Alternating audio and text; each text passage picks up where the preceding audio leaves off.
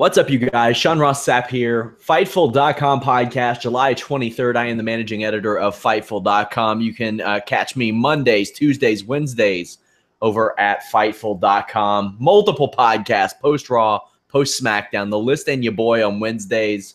The Holy Smokes MMA podcast on Tuesdays. And last night I did a solo show recapping UFC Long Island. Go check that out if you wouldn't mind. Right now I'm joined by Anna Bauert, award-winning actress Anna Bauert. And shortly, I will be joined by my associate editor, Alex Pawlowski. Anna, how much are you all going to miss me Tuesday evening? Oh, yeah, completely. I cried a little. How long are you gone for?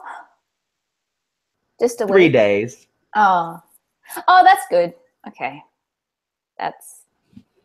That's good. Maybe we shouldn't say award-winning actress anymore. I pretend I like you. We had Battleground tonight. There was some very, very good, and there was some straight dirty on this show. Some of the worst matches I've seen on WWE pay-per-view, and I had people that were like, you never gave that main event a chance. You can stop with that. Come on. Stop with that. It ain't worth it. It ain't worth the trouble that I'm going to go to eventually. And we had no payoff of the fashion files yet. I feel like the payoff was we get more.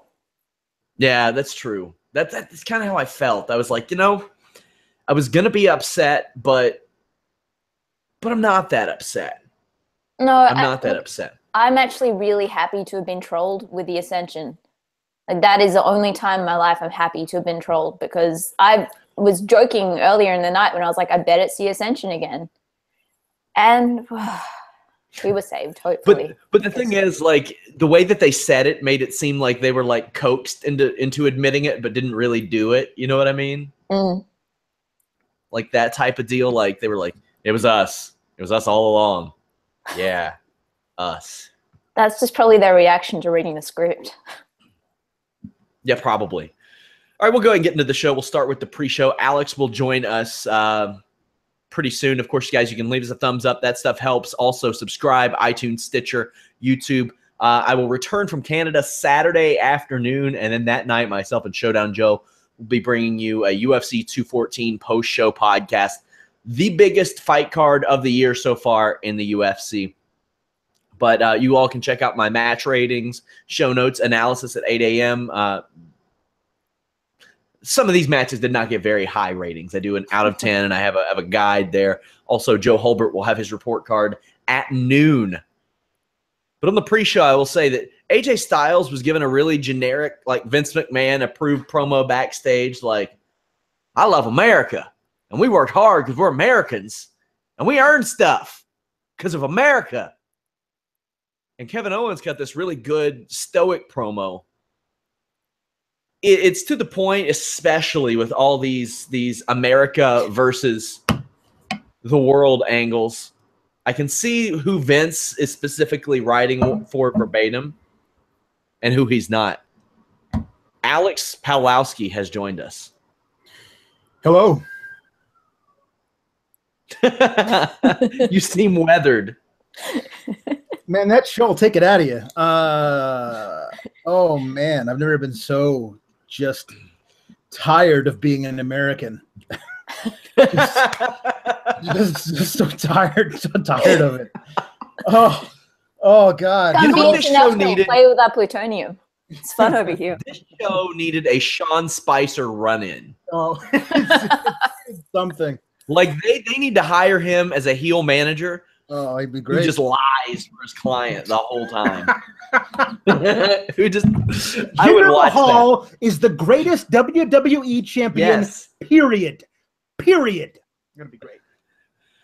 So Carmella also did pretty well at the pre-show table, but man, they got to limit what kind of hooligans they let next to those sets, because they really disrupted the flow of this whole thing, Alex. Yeah. No, it's the Philly crowd. You got to expect they're going to be bad, but Good Lord. Especially when you're bringing an Orton versus Jinder Mahal Punjabi Prison main event to their turf. Like, yeah, they just trolled them from the very beginning, and they were like, oh, you know those things that you think are going to be great? We're going to make those crap and make the crap extra crappy. Like, it was just, ooh. But no, they were not in a good mood to begin with, the Philly fans. I thought they were going to start chucking batteries at her or something.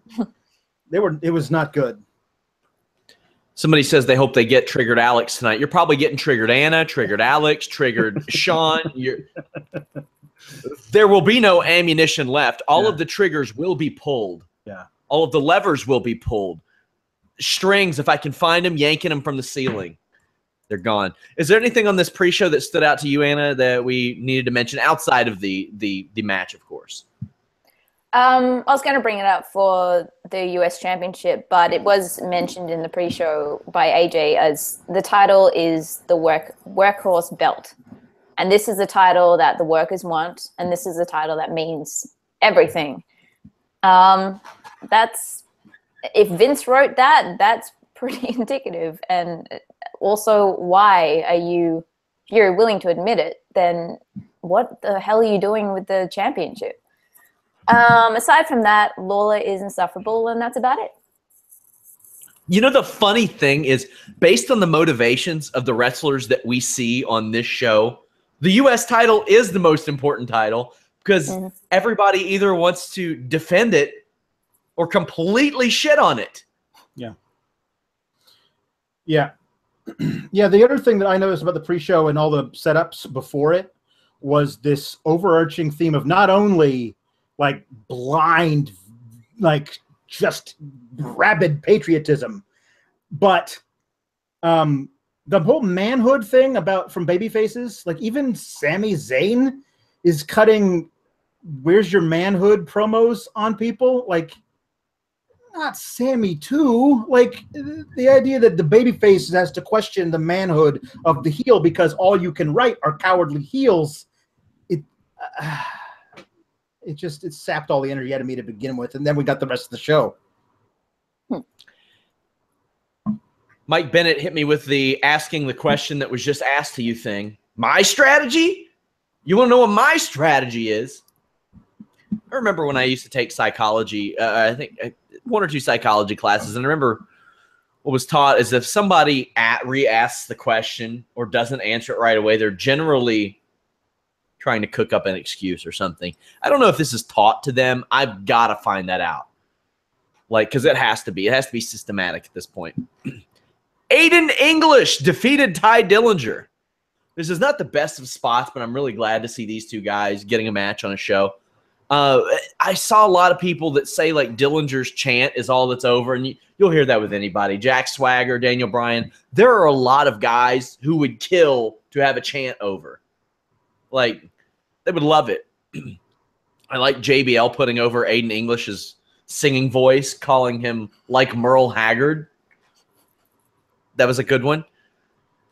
Aiden English busted out that old finish that Seth Rollins used for a couple of weeks, that like front falling DDT. Then he hit his finish, which was a full Nelson, flipped into like basically a front bump. Flatliner? Like it's a full Nelson into a flatliner almost? Somebody's used it before. I can't remember who. Somebody will let us know in the chat. Also, a couple notes that I have. I don't know if you guys noticed this, but the spine busters in WWE, this is just completely random. Nobody does like the 180-degree Arn Anderson. They go like 3/4 of that 180 and they stop. Not that there's anything wrong with that. It's just something I noticed. Also, I think Ty Dillinger is the only guy that the 10 punches works for. Like, that's it. Him and nobody else.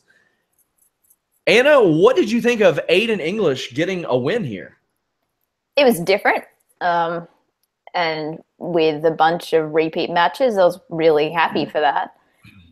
In response to the 10 chant being the only thing for Dillinger, this could mean absolutely nothing at all and me just reading into it. But when Aiden English went to do the 10 chant, there was no response from the crowd. And normally, even if someone else takes someone's chant and uses it as a heel move to the crowd would normally join in with them just because they like the chant. I don't know. I think this is Dillinger's superpower. Only he can activate it. I really liked the match. It was a good way to start what was a very interesting show. I love the fact that Aiden English, while he does a headlock, he sings. I think that's just a perfect heel move. But if he really wants to get over as a heel, he just has to sing Andrew Lloyd Webber. And only a few people watching this will actually get that. But all you need to know is he is trash of music theater world. And I'll probably get in trouble for saying that, but it's fact. Nobody will know who it is for him to get heel heat, though. You'll recognize the songs. Yeah, get a heel heat from Anna anyway. I knew this was going to happen because WWE posted not one, but 2 videos, one from last night and one from today, of Ty Dillinger saying, you know, Philadelphia is the place where the 10 chant was born. So they love me here. And I'm going to go out there and, oh, no. Is this your hometown now? Basically, it's the 10 chant's hometown. And so the 10 chant has to lose in their hometown. Like, that's basically what I thought. And, okay, fine. The match was great and good for Aiden English, getting a chance to put on a show. He's got a finisher that I think was super dope. Like, he never gets to use a finisher because he always loses. That's great. This is like what we've said about a few guys before. Like, we see some of their offense and we're like, oh, damn, because we've never seen their offense before. Right. No, I like this. And I can appreciate Aiden English using moves that we don't see every day when he gets that opportunity. Yeah, I like this. I thought it was odd that they did it for the Battleground pre-show because they haven't had a match against each other since the Backlash pre-show, which was 2 months ago. So 8 weeks of doing other things. Aiden English had a weird like online feud with Luke Harper where they were doing videos back and forth, and that never came of anything. So it's cool. These guys have something to do, you know. They're trying so hard. Yeah. I want these guys to have success, do well.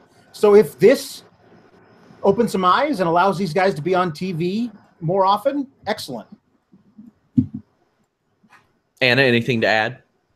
I just feel so bad for them. Where the hell is Luke Harper?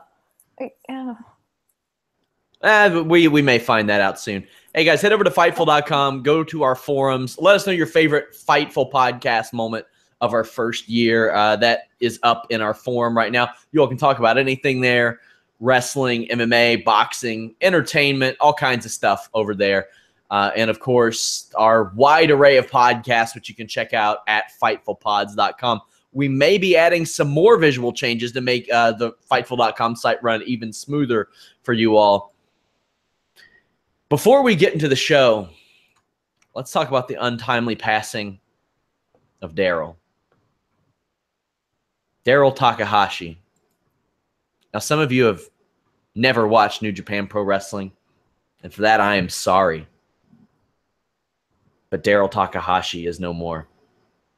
I don't peg either of you as New Japan people, but at least I know who Daryl is. I mean, Alex, perhaps share one of your favorite Daryl Takahashi moments. My favorite moment is that when people found out that they were selling it on Amazon, the price went from a couple $100 to $3,600 in like 2 days. Yeah, because you now get them for $85.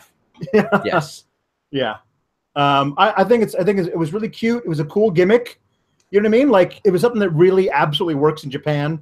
I don't know if it would work in any United States federation, but Takahashi totally sold it. All those little videos it was great, and the ultimate heel move. I mean, really, he tore up a stuffed animal and a little kitty. Like, it's great. It's perfect. It worked. I mean, R.I.P. Daryl, but he went out. Bad luck, Fale is a true son of a bitch in the wrestling world. Anna? I only watched the big stuff for New Japan. Just not something that I'm proud of because I like to keep anything Daryl Takahashi is on is the big stuff for New Japan. Well, I went on Twitter. I think it was late yesterday evening, and that was my entire timeline. And my first thought was, what, did something happen on Walking Dead? And then I realized that it was wrong spelling. And then I also realized the accounts that were tweeting it. I am beyond impressed that they got that over to that extent. If it were Walking Dead as opposed to New Japan, it wouldn't be somber. It would be anger and like this visceral rage and that'd be fire. All that. Yeah. Yes, Daryl Takahashi is a stuffed cat. And yes, that is the thumbnail of our podcast on Fightful.com. And yes, the cat was insanely over. Now, I'll tell you something that was over with me. This Usos New Day match was one of the best tag team matches, best straight up 2-on-2 tag team matches I've seen in a long, long time, especially in WWE. Here are some of my notes. Xavier Woods could have just worn his TNA gear and he would have been just fine for this show because it's the same. Consequences Creed. Yeah. As a part of Team Pac-Man. That's right. Back in the day. Xavier Woods took a nasty bump on the back of his head from that demolition decapitation move. Usos caught Kofi's trust fall and then hit him with a power bomb. It was so cool. There was a move I asked for the name for, didn't get a name for it. It was basically an inverted infrared from Xavier Woods where he did Amazing Red's old finish, but did it completely inverted, and one of the Usos took a face bump. At no point in this match did the Usos feel out of control of it, which I thought was just phenomenal heel work. It is really good heel work to be able to give guys, your opponents, so much offense, but at no point really feel like the Usos didn't control it. And this is a match that I went into thinking New Day was going to win. Xavier got caught off the top rope with a super kick, Anna, in which many are saying, and I would be inclined to agree, maybe better than the Shawn Michaels Shelton Benjamin one, and shout outs to the WWE production team for the great camera work they did on that. Anna, what do you think about that spot? Oh, they killed him. They absolutely killed him. I love that match. And Xavier Woods is incredible. I'm so happy that he's getting these spots, he's getting this exposure, because he can deliver and then some.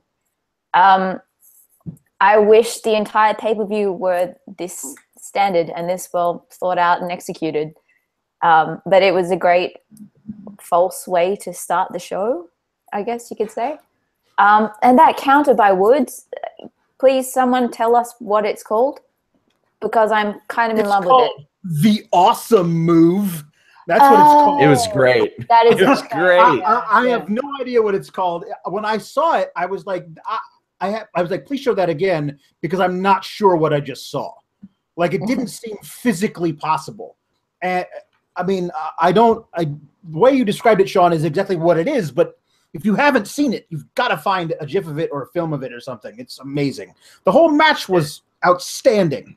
And this is the best Xavier and Kofi New Day tag match they've ever had. And it might be Xavier's best tag match ever. It might be the New Day's best tag match ever, but I don't want to say that because Big E's so great when he's in the tag matches. But I can't imagine there being a better match than this.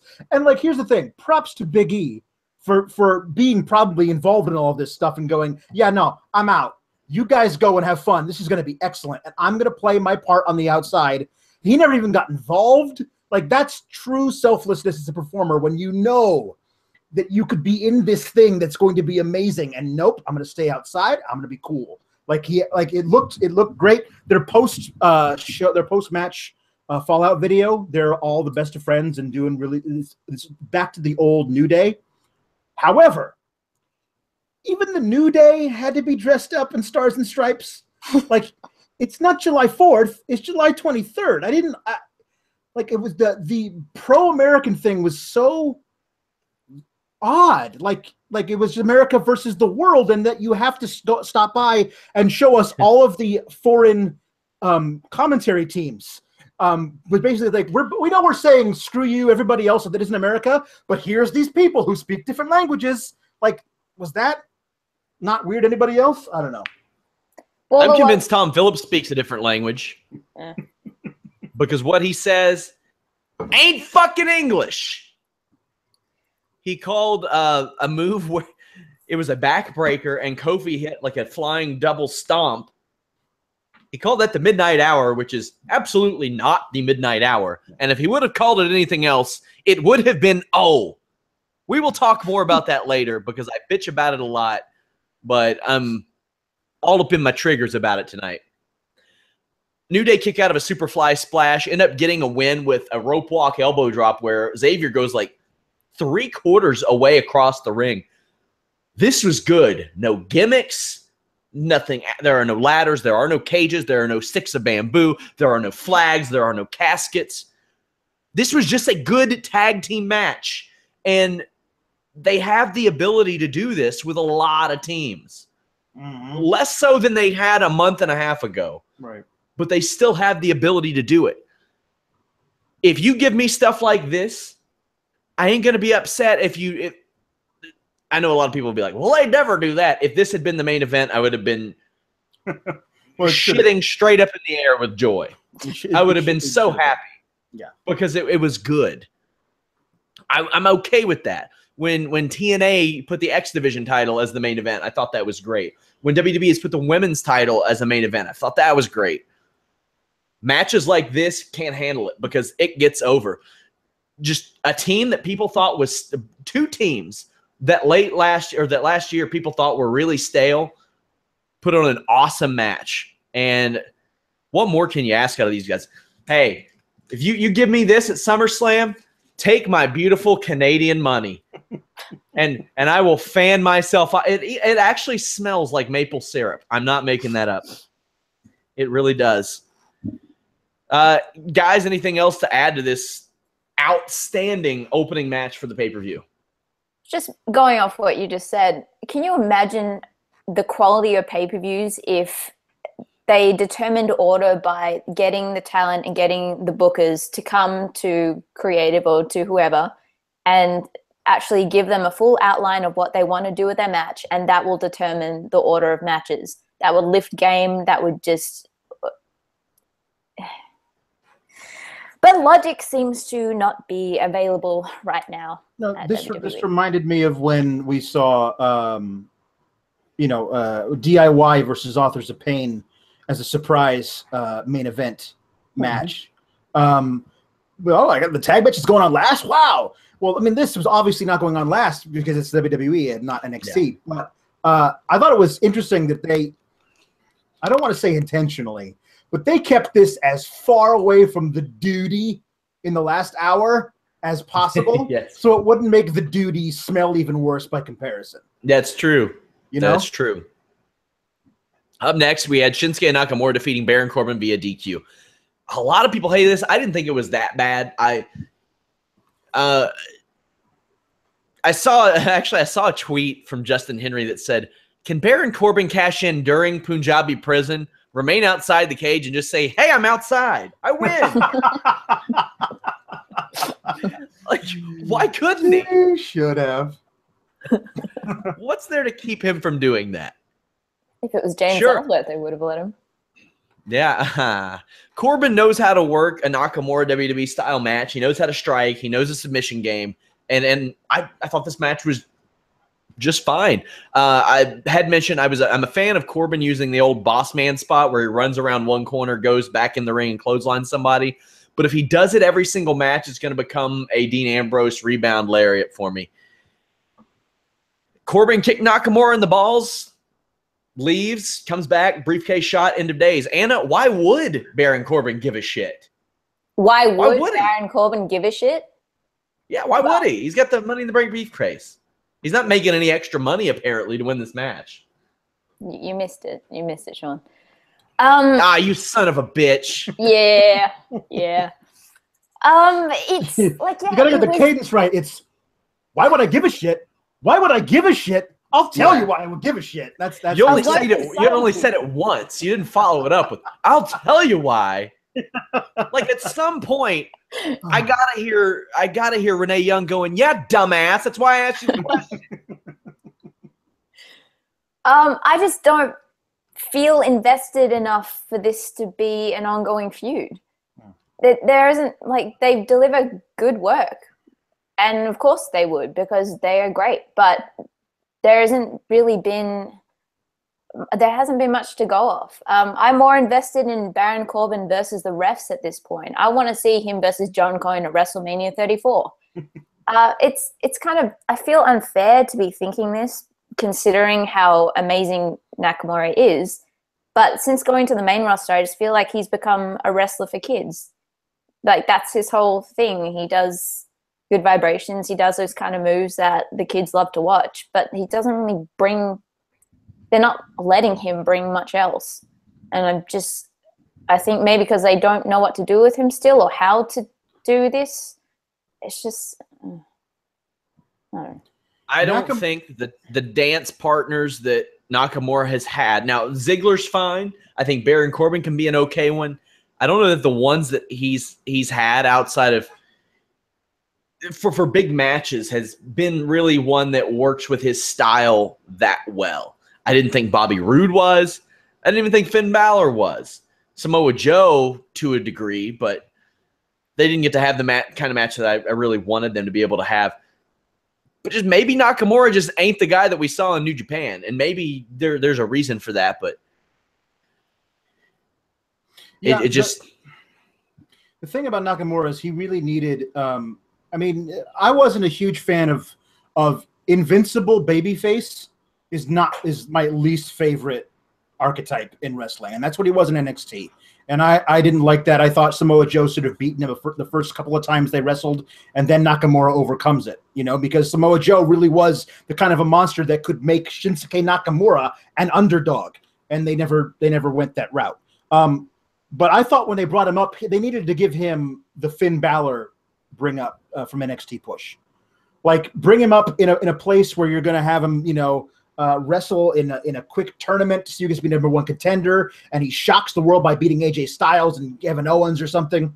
And you have him out there and he's immediately involved in something. Have him come out there and have Dolph Ziggler say mean things to him. And that's how his first feud start. And then, Baron Corbin's punches him. And that's it. But Baron Corbin punches everybody, so it's really not that special. Like, Nakamura is just he's lost. He's adrift, and there's nothing for him to do.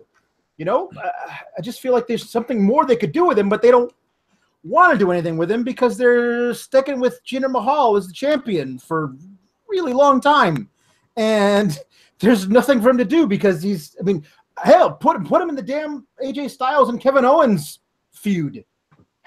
Make him be a part of that. But this thing with Baron Corbin, and I like both guys, but together it's just make Baron Corbin put the damn briefcase on the line. There's no incentive for anybody, either of these guys, to win this match, except for bragging rights. And when you got a guy in the match, Baron Corbin, who doesn't give a shit, he doesn't give a shit. How bad of a commissioner or a GM are Shane McMahon and Daniel Bryan? Because repeatedly stuff like this happens without repercussion. Right. The Singh brothers, all that stuff. If Baron Corbin's like, on Tuesday, why would I care? Give them a reason to care. Yeah. Okay, you do have to put your Money in the Bank briefcase on the line. Until you now cash you're going it to care. Every match you wrestle is for the briefcase. That's what they should do. Every time somebody gets the briefcase, that should be a rule. I think then, more of something to do to a baby face, though, if you're a heel. Sure, you could do that. Fine. But I think it'd be great for Baron Corbin to actually want to wrestle.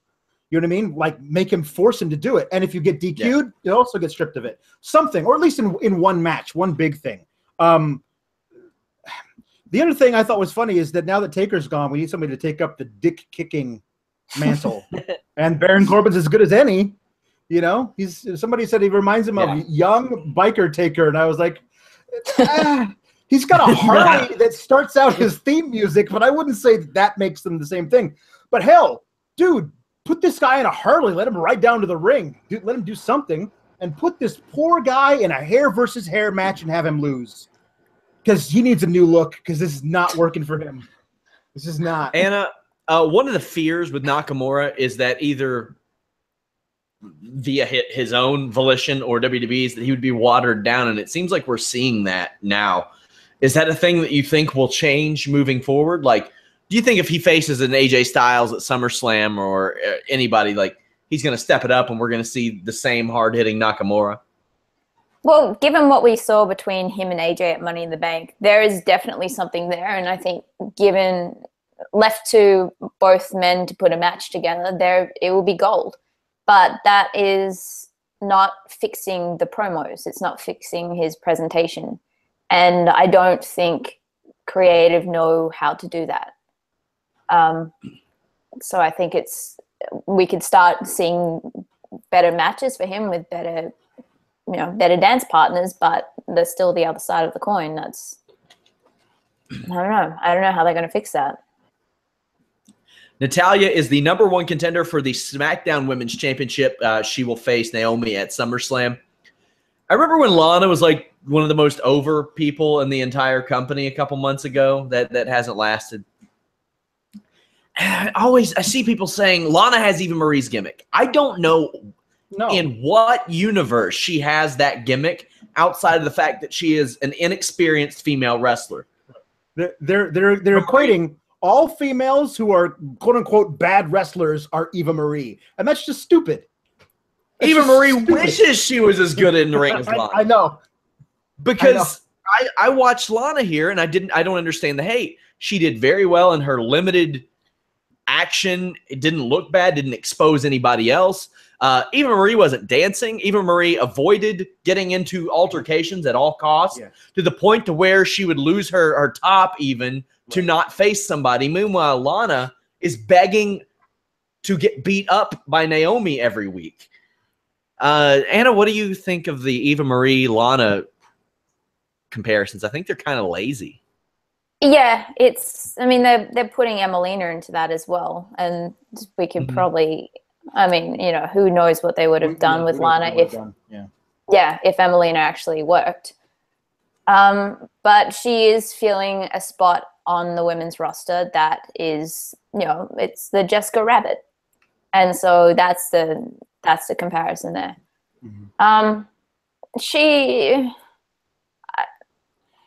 What she's doing is fine, but it is that.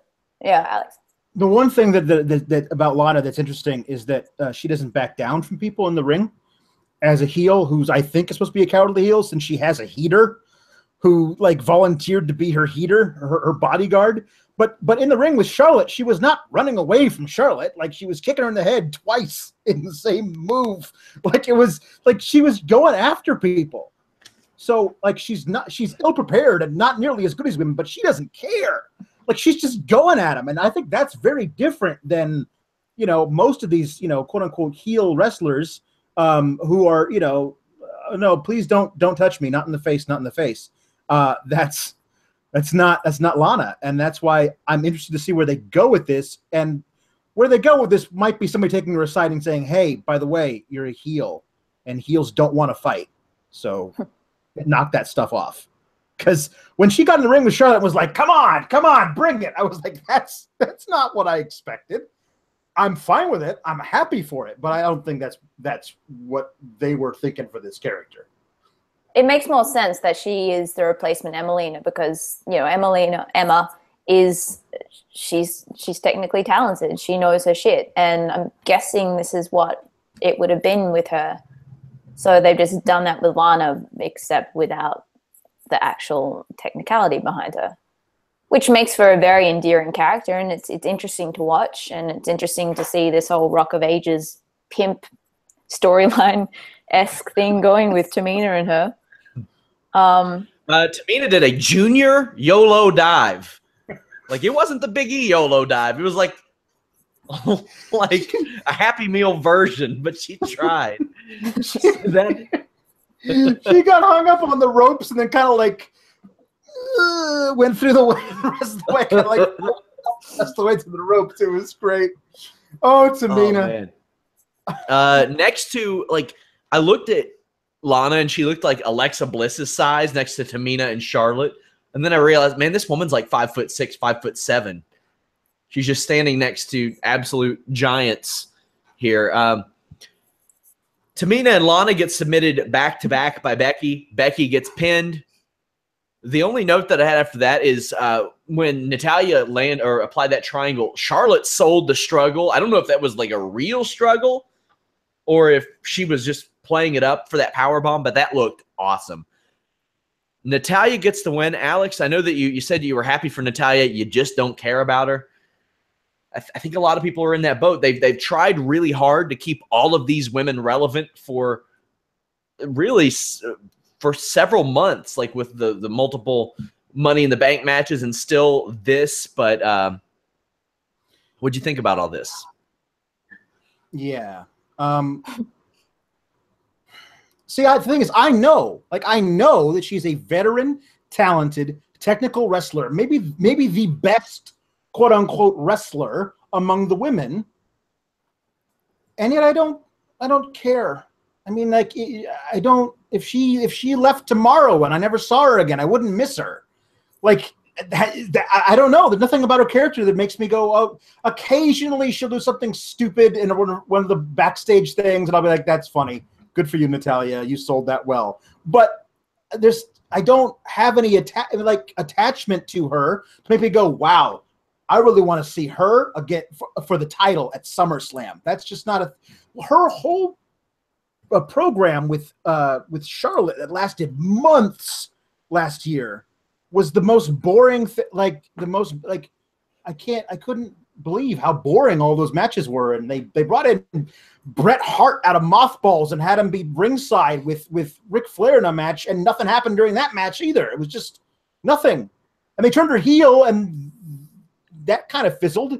It was fun when she and Nikki Bella were throwing each other all over the merch stand.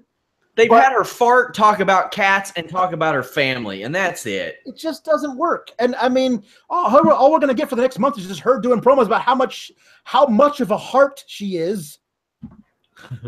And that's it. And then she'll wrestle Naomi. She might win because they are sticking with the Charlotte thing. Watch the Fallout video of Charlotte from tonight.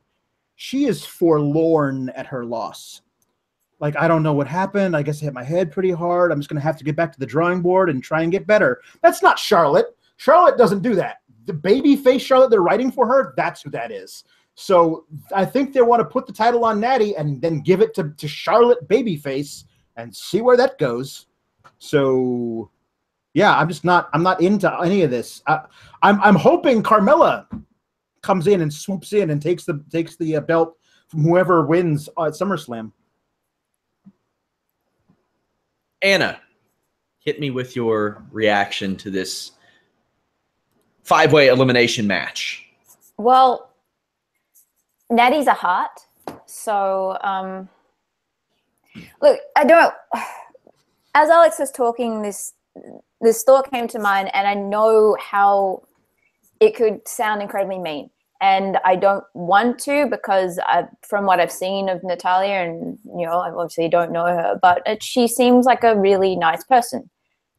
But when I watch her do promos, even in the ring sometimes, it reminds me of high school and seeing the popular girls attempt to do drama class because they think it's the fun, cute thing to show off and do. But that's as far as they're going to take it. There isn't actually any investment in what they're saying. In anything, they don't really care. But I don't think that's the case with her. I think she cares. She just hasn't. She needs to take classes, or she needs to do something, because everything is just so on the surface, and that's why there is no investment from us, because there is no reason to invest in her aside from her main promo being that she's a heart, which has taken on a life of itself. We don't really know what she's about. There's no reason for us to care or invest anything in her. And I guess they really want to keep going with the Charlotte Becky thing. It's going to be interesting seeing her against Naomi. I really like Naomi as face. I think she's really come into her own with this title. But they're both. There isn't a really strong force in the duo. So for a championship match, it's going to be interesting to see what happens, which makes me think they will bring Carmella in because she is the one with the strongest personality at this point. But we'll see. So that's our SummerSlam match. As of right now, Natalya Naomi. Interesting. I wonder where they'll go with that. I mean, we know SummerSlam's going to be a long show. We're probably looking at a 4-hour pay-per-view and 5 hours, probably 5.5 hours. They'll probably try to stretch that pre-show out. They're coming for it. August is a big month. Well, I'm very fortunate that UFC canceled whatever pay-per-view they were planning that month because of the McGregor-Mayweather deal. Alex, we may have to have your hands on deck for Mayweather-McGregor. We may have you dressed up like the old 80-year-old boxing analysts that they got to wheel out. Yeah. Like Larry Merchant. We're going to have you in a bow tie Pork where you pie hat don't really know what you're talking about, but we still put you there anyway. Yeah, exactly. I'm wearing a plaid suit and a really bad tie. I'll have a cigar and a little hat that has a press ticket in it. Oh, man. Well, somebody who does know what they're talking about is our boy Carlos Toro. Check out his Fightful Boxing newsletter every Thursday. We also publish several stories from it, including the previous weekend's results, recap, Fightful Boxing rankings. David Tees also does Fightful MMA rankings, but that Fightful Boxing newsletter is something special that you guys really need to check out. If you have a glimmer of interest in boxing, it is worth checking out. Also, next week while I'm gone in Canada, we got a lot of exclusives from War Machine. Hopefully Flip Gordon, if I get that interview done in time. Mackenzie Dern, lots of stuff. Jason Kincaid article is out of Evolve. He is a fantastic writer, so go check that out as well. Also, last week's listing, your boy, if you missed it, we cover Brock Lesnar's UFC rumors, the reveal of Jason Jordan as Kurt Angle's son, Kevin Owens not nudes leaked, and people kept asking me, Sean, what were you talking about? Those leaks, those WWE leaks, you pervs. They're dudes.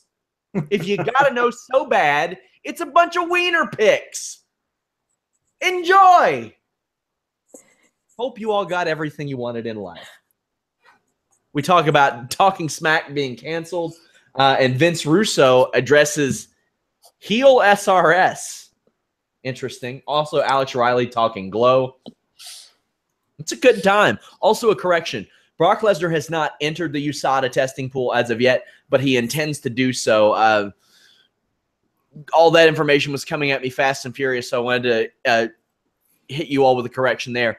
But check out that story I have up on Brock Lesnar. I have two of them. One breaking down what the USADA testing pool means and a possible return, and one about how I think it's a negotiating ploy on his behalf. Up next, after this match, we had Kevin Owens and AJ Styles. And while this was pretty good, it's just, I don't think anything was going to top that tag match. That tag match just, it jumped over the bar and then it removed the bar and took it home with it, in my opinion. Anna, what did you feel about this match? Well, I'd like to welcome back the return of Wrestlers versus Barricades, to be honest. That made my night. I've missed it. It's a special moment. It was a good match. It was a continuation.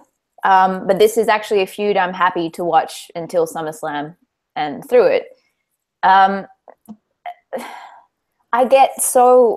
want to gag every time I see someone do a splash and land on knees.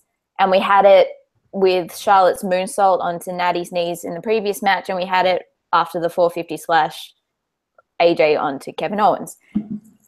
There was some really cool stuff in this, but I like to bring up the fact that the ref's decision was made by Ryan Tran, who was involved in Refgate in Madden tournament, and he was the one that AJ Styles hurt his hand. Conspiracy, I think so. You're right. Just putting it out there. I knew it.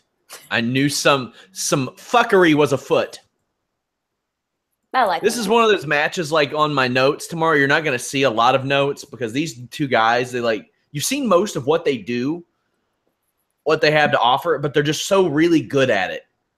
They do things like they modify their signature moves or they get some knees up like you mentioned, Anna. And they do it at such good times that you can buy it as a finish or you can buy it as something else. Even though stuff like that rarely, if ever, finishes, you just get the feeling that will happen. Also, a note that I had, AJ Styles' strength is like severely underrated, especially for a 40-year-old. Good God. That torture rack. Impressive. It's never not impressive. Yeah. Kevin Owens slinging AJ into the referee is one of my favorite ref bumps ever. The finish, a little unusual, kind of fell flat. Alex, what's up with this match? Okay, so on paper, AJ Styles versus Kevin Owens should be the feud of the millennium. Like these two guys are outstanding. Both been in business forever, can work with each other really, really well. They had a match that basically led to AJ's heel turn after he lost a couple of pay-per-view matches to Roman Reigns. He had a match on Raw against, or maybe it was SmackDown against Kevin Owens that was excellent. And then he was like, gosh, I don't know what I'm going to do. Next time we saw him, he was like punching John Cena in the face. So that match was better than either of the matches they've had on pay-per-view so far in this feud. Because, I'm sorry, I remember the ending. And the ending of the first one was clever. You know, like AJ gets his foot caught in the hole where the monitor was in the table, and then he gets counted out. That was clever. This was not. I don't know what this was. Like, was his shoulder not supposed to be knocked down? Then they called for the ref never explained his decision. It's over. And I'm sure there's going to be, like, you know, skullduggery afoot, and, you know, somebody's going to say we're going to do a rematch of this. I feel like these guys are holding back for the inevitable blow-off at SummerSlam, which is going to, like, tear the rails off the place. That's what I'm looking forward to. But so far, I'm like, maybe I have way too high expectations for these two guys, because there were some great moments, but overall the matches they've had at Backlash, yeah, or Money in the Bank, and here I've been like, all right. Yeah. Backlash. It was Backlash.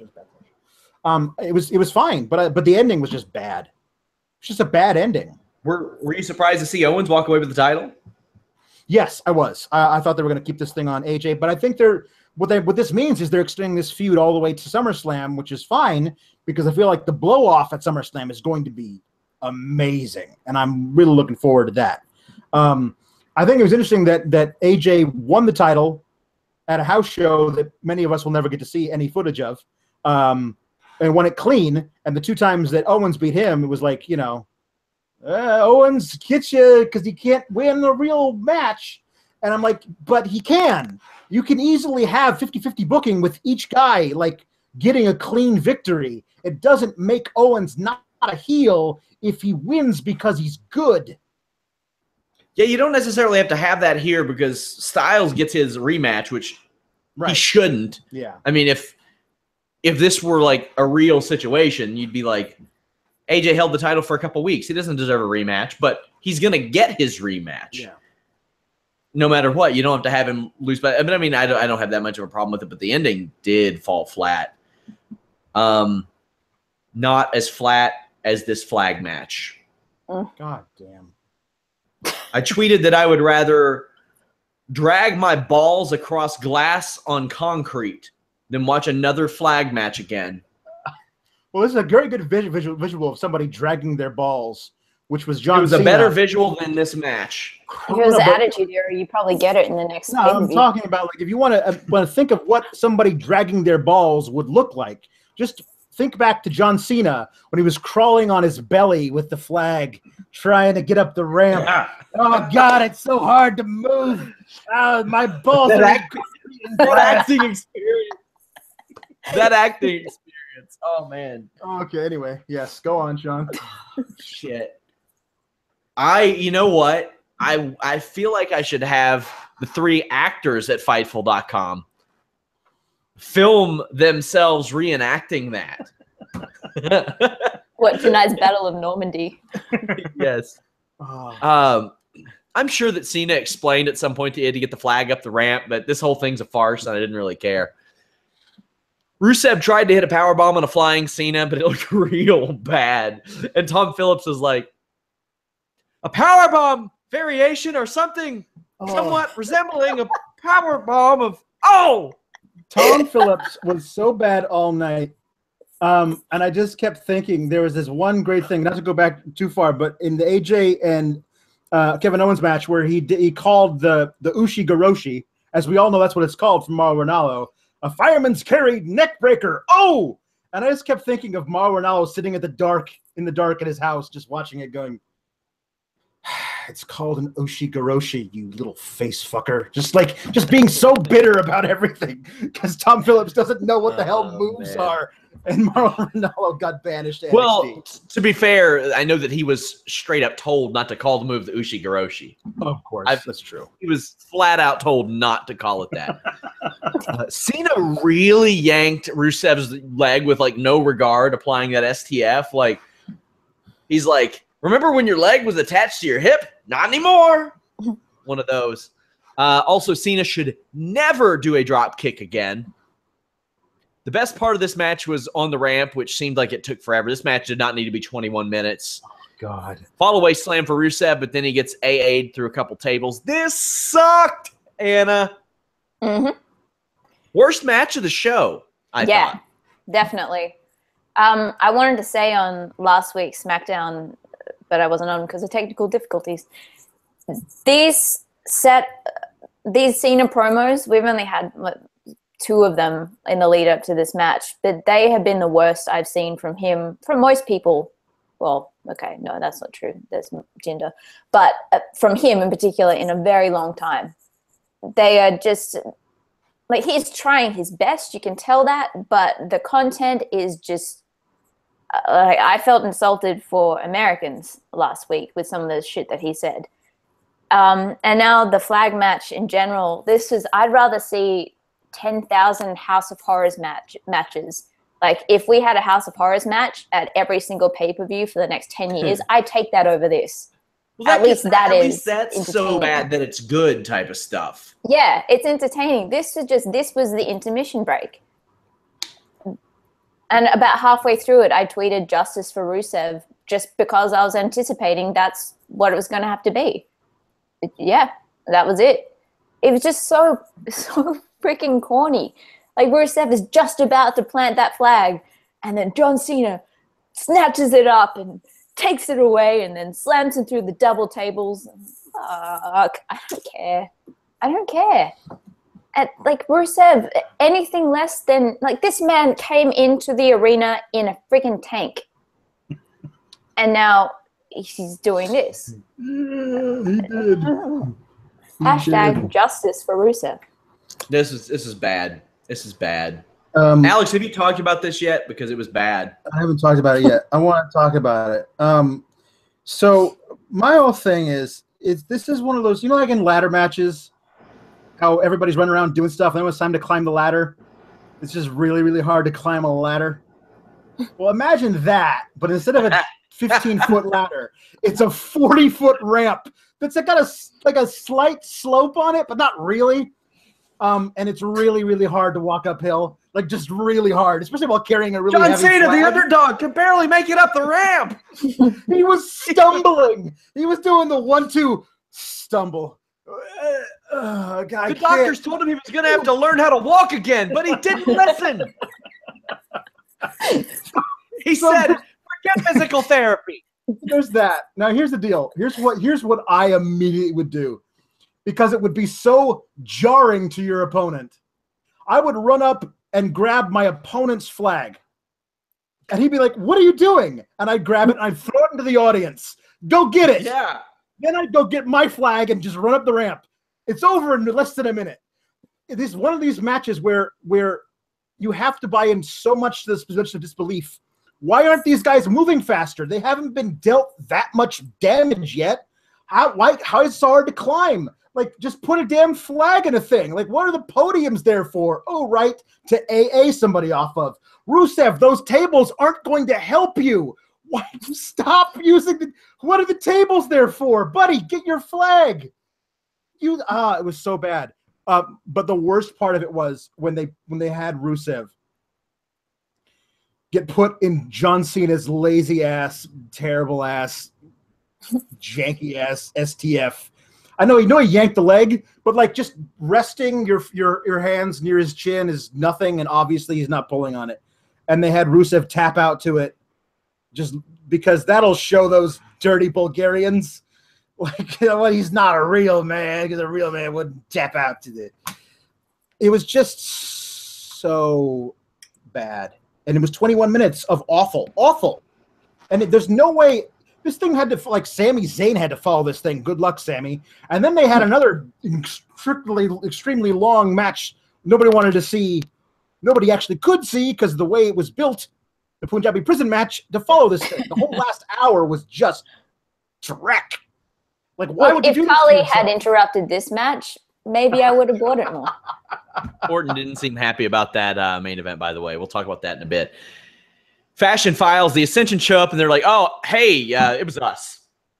But as I told Anna, they did it in a manner where, like, they were told to do it. Like, yeah, it was totally us. Yeah, we did it because we felt like it.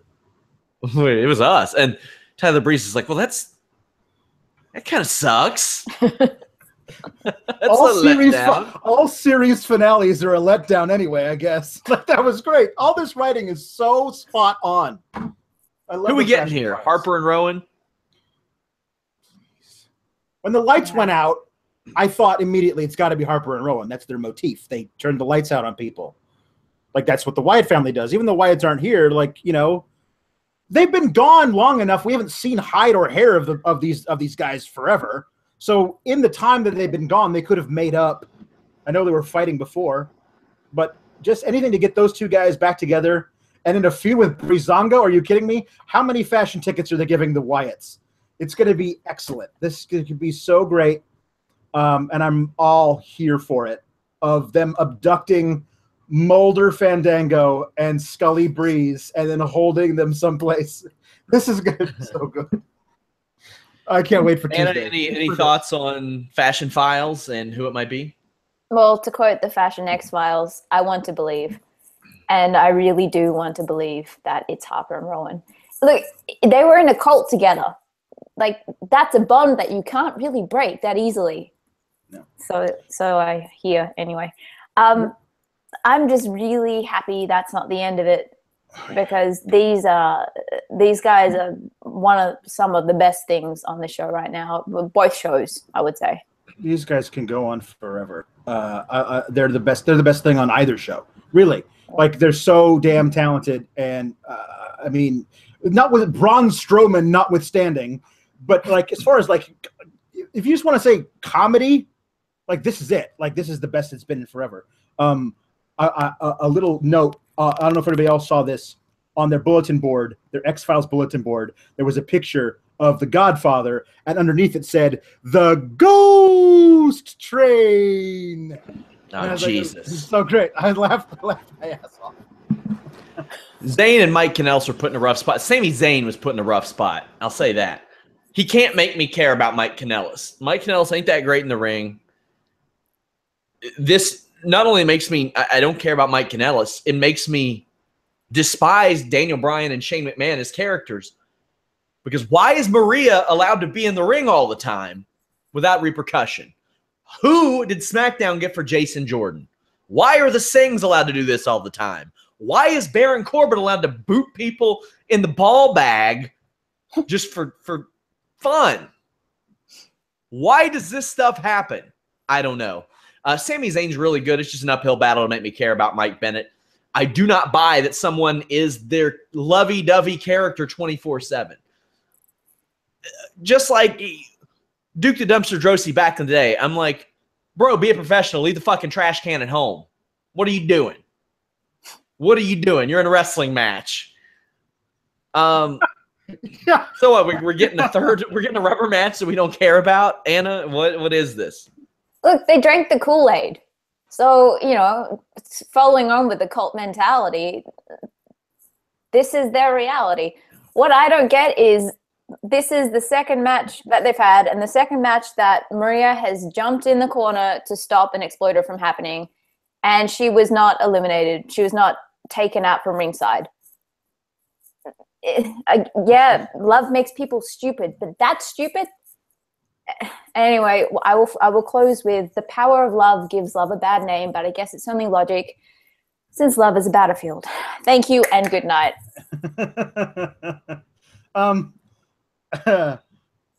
They were on this stupid little pre-show thing. I don't know if you guys talked about that, the social media lounge, and somebody asked them a question like, how can I find love? And they were just like, you can't. Ha-ha. I know our gimmick is we're here to help you find love, and the answer is you can't. It's because writing. It's just so bad. I hate these people so much. I don't know why they've made Sammy be the enemy of love. Like, that's what they've done to Sammy as a babyface on SmackDown. Like, isn't it weird? Like, we all wanted Sammy to leave Raw and go to SmackDown where he would be used properly. And this is what we got when he got to SmackDown. I want nothing more than for Sammy to go back to punishing Raw. us. Yeah, it's so bad. Vince punishing us would be giving us a 100-day feud between two guys that we don't give a shit about because of India. Canada, technically. Stop it. Come on, stop it. Go Canada. Stop it now. I do think that showing the Indian announce team during Mahal's entrance was a cool move. That was fine. I also wish they would do you get one opportunity to make it through the door thing, a rule in regular cage matches, or get rid of the door altogether. I really hope they sell a lot of these toys because this match sucked. The couple of cool spots that I like, well, outside of the table spot, were ruined by Tom Phillips going, "Oh!" and "Wow." If I was looking at this screen as opposed to the TV screen, I'd have no clue what's going on. No clue what's going on. And I know it's a Vince McMahon thing, but there's a reason why that doesn't happen in other sports. Occasionally in the UFC it does, and that's a thing that like Joe Rogan is ridiculed for screaming, "Ah!" when somebody gets hit. It's stupid. It's annoying. Do your job. Maybe that is his job. So what am I saying? Orton suplexed Mahal into the bamboo. Randy Orton responded to a tweet from Sean Waltman that said, "I wish the Punjabi prison made more noise when someone hit it." And he said, "Agreed." And this is since the match. This is tonight. And Christian tweeted tonight and said, it was tonight, and said, "I wonder if these still fit." And it was a picture of his boots. And Randy Orton says, "For fuck's sake, I hope so. One more match?" So he doesn't seem particularly thrilled with tonight's events. This is what we get when WWE tries to make the title or use the title to make us care about people that we don't, as opposed to the other way. We get this 3-month feud that a lot of people were like, "Oh, but give it a chance. It's new." No, it doesn't work. It's not good. But India, man, we're gonna have to say that this is just not the right move. It's just not okay. I will say this: Orton versus Mahal, worst feud of the year on SmackDown, but Orton versus the Singh brothers is the best because he killed poor Samir Singh through that table. Alex, those guys. Yeah, those guys, I hope they're getting hazard pay. Particularly that one guy, because I think he's been declared legally dead 3 times in these damn matches. I don't know what's the next thing. Like, how much shorter is that he jumped off of than the Hell in the Cell? Like it's 10 feet or so shorter. It was a good distance. It was a good distance. It was a long way to fall like straight onto that damn table. Here's the thing. What I loved was they showed the small guy just get through the little square and get outside. I was like, if he had been a legal participant, would he have won? That's the greatest thing ever. This is what I tweeted a while ago, that I want Braun Strowman to somehow find his way into a Punjabi prison match. So he can rip it apart. Rig the bars, we can rip the bars open and just step out and win. That would be the greatest ever, and then you couldn't have any more because the structure was torn up. It was torn up. He tore it apart. He can't do it anymore. Too bad. So a couple of things before this match started. One, they had an interview with Jinder before with the Indian commentators entirely in Punjab, and I found out that Punjabi prison match in Punjab is Punjabi prison match, because one of those things where they said all the other things in different language, but when they got to that part, They just said it. The other one was before this match. They showed him working out backstage with like one of those rubber band things, just pulling it like this. And it was like pinkish, so it looked like fruit by the foot. And it was, and the first thing that came into my head was, in India, fruit by the foot, exercise you. Because if you're just foreign, aren't you just this stupid comedy character that we've built for you? And that's all it is in WWE. And I hate that this guy is foreign, and he's supposed to be from India. So of course he knows a guy, and that guy's really big, and he used to work here. So we're gonna bring him in. And I hate that because he's from India, his cage that he works with is made out of bamboo. You know, like everything in India is made out of bamboo still, because they're all savages over there, is the implication. And I hate that. And I'm not on the post-SmackDown show, so I don't get to say any of this stuff during those terrible promos. But this is all ridiculous. The whole thing.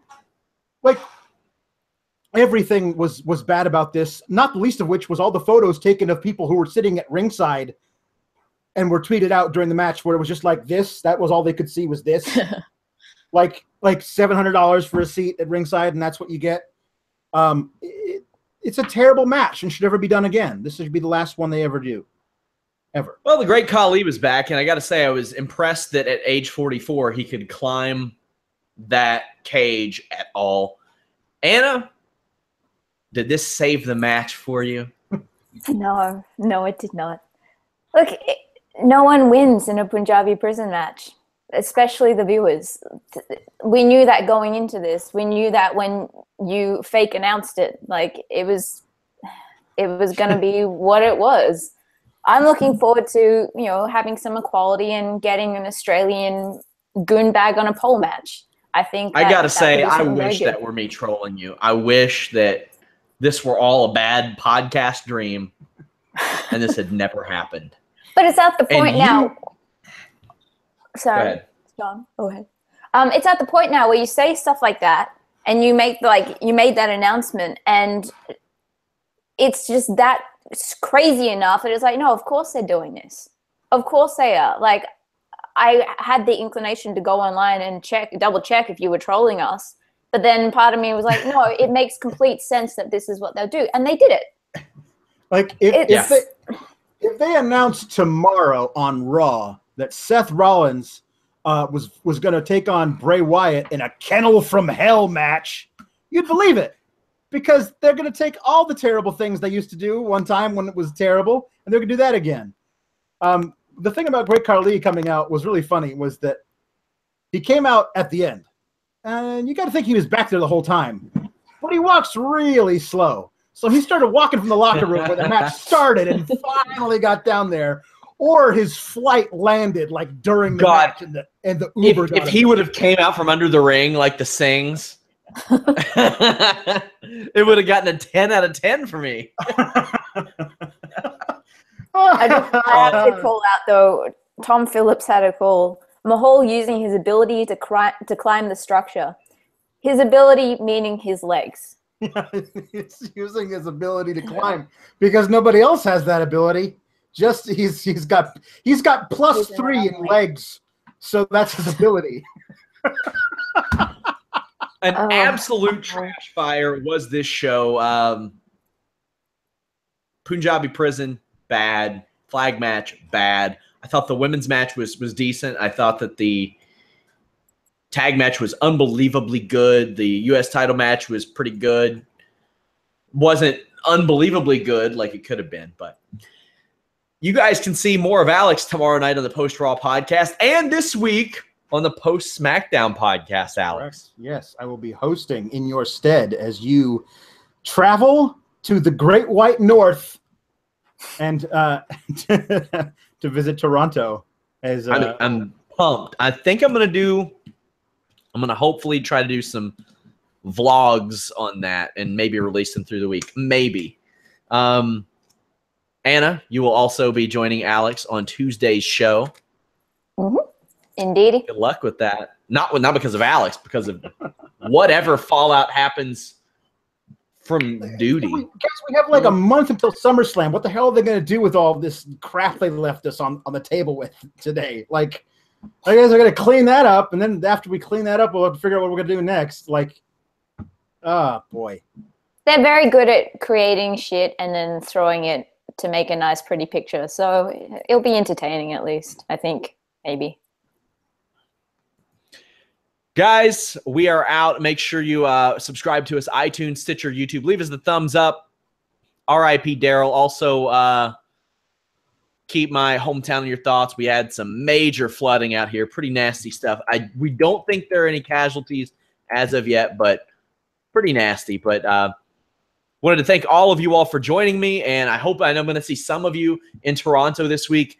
Like, we have a ton of people from Ontario that follow Fightful.com. So thank you guys so much. Until next time, follow us at Fightful Online, cross-platform, Instagram, Twitter, Facebook, all that stuff. Until next time, guys, we're out.